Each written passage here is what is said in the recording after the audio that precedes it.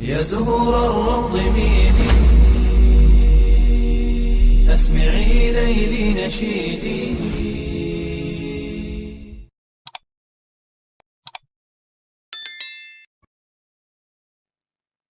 Assalamualaikum warahmatullahi wabarakatuh. Syukur alhamdulillah, dalam kesempatan yang mulia ini kita masih diberikan banyak kenikmatan sehingga kita dapat berjumpa kembali di channel ini. Marilah kita senantiasa bersolawat serta salam kepada junjungan kita semua, yaitu baginda Nabi Muhammad sallallahu alaihi wasallam. Allahumma sholli ala sayyidina Muhammad wa ala ali sayyidina Muhammad. Doa dan harapan saya semoga sahabatku semuanya selalu diberikan kesehatan, diampuni dosa-dosanya, dikabulkan segala doa dan hajatnya, serta dilapangkan rezekinya oleh Allah Subhanahu wa Ta'ala. Amin ya Rabbal Alamin. Sahabatku yang dirahmati Allah Subhanahu wa Ta'ala, sihir atau di dalam bahasa kita adalah santet, teluh, guna-guna itu memang ada dan nyata. Nabi Muhammad SAW pernah disihir oleh orang Yahudi yang bernama Labid bin Al-Asam dengan menggunakan media berupa rambut Nabi dengan ikatan sihirnya. Maka kemudian turunlah surah Al-Falaq dan surah An-Nas untuk melepaskan dirinya dari gangguan-gangguan sihir tersebut.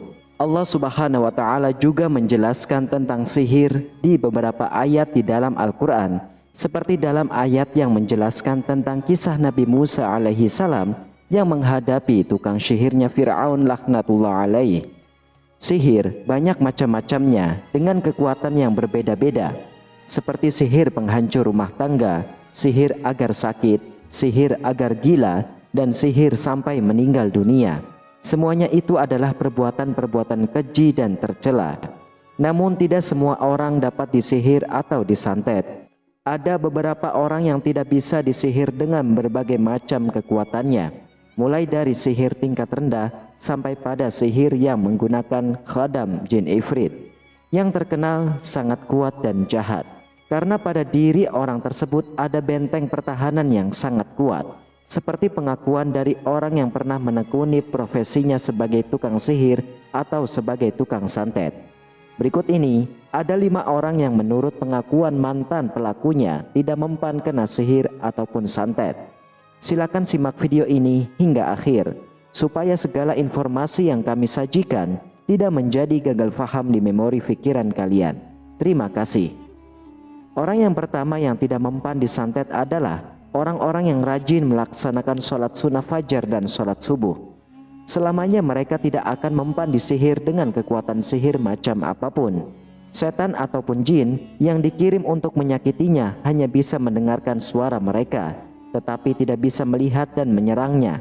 Pengakuan ini hampir sama seperti apa yang telah dijelaskan oleh Imam Al-Ghazali di dalam kitabnya Rosailul Hajjat, bahwa barang siapa yang melaksanakan sholat 2 rakaat fajar dan di dalam 2 rakaatnya membaca Alam Nashrah atau surah Al-Insyirah dan surah Al-Fil, maka tidak ada jalan bagi musuh-musuhnya untuk menyakitinya. Lalu orang yang kedua adalah orang yang sering wudhu atau selalu dalam keadaan suci dari hadas kecil atau hadas besar.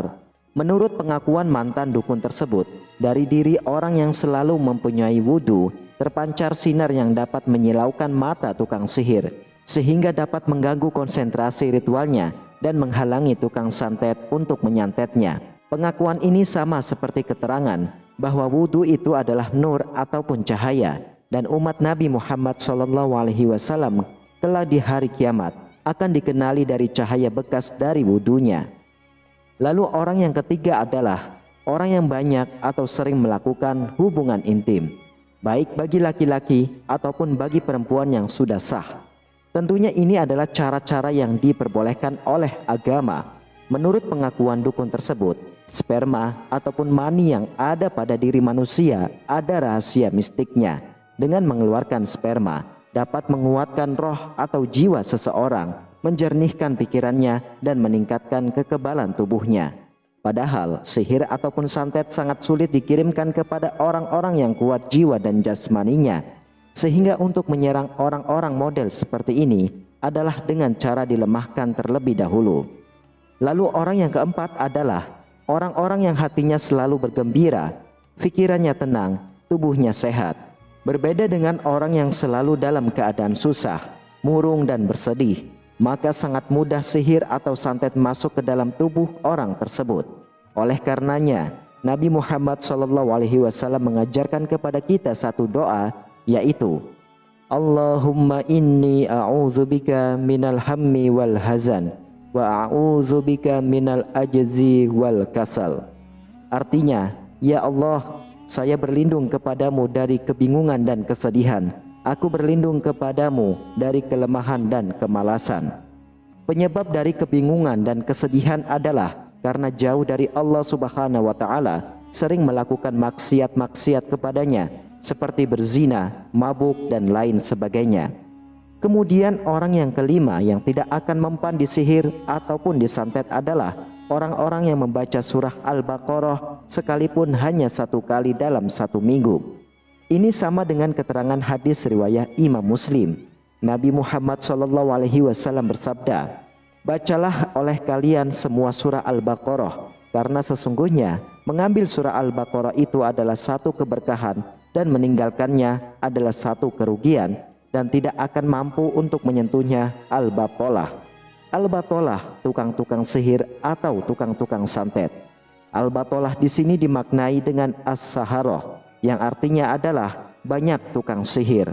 Kehebatan surah Al-Baqarah sangat luar biasa di dalam mengusir setan, jin, dedemit, dan semua jenis-jenisnya, menghancurkan semua jenis sihir, dan sebagai wasilah penyembuhan dari segala penyakit, baik penyakit medis ataupun penyakit non-medis, seperti terkena sihir, hasad, ain, dan kerasukan dengan seizin Allah Subhanahu wa Ta'ala. Di dalam surah Al-Baqarah terdapat ayat yang paling agung, yaitu ayat kursi, dan 2 ayat terakhir surah Al-Baqarah yang semuanya telah masyhur tentang keutamaannya yang sangat agung. Di dalam hadis Sahih Ibnu Hibban dijelaskan bahwa Rasulullah SAW bersabda, sesungguhnya setiap sesuatu itu punya punuk atau puncak, dan sesungguhnya punuknya Al-Quran atau puncaknya Al-Quran adalah surah Al-Baqarah.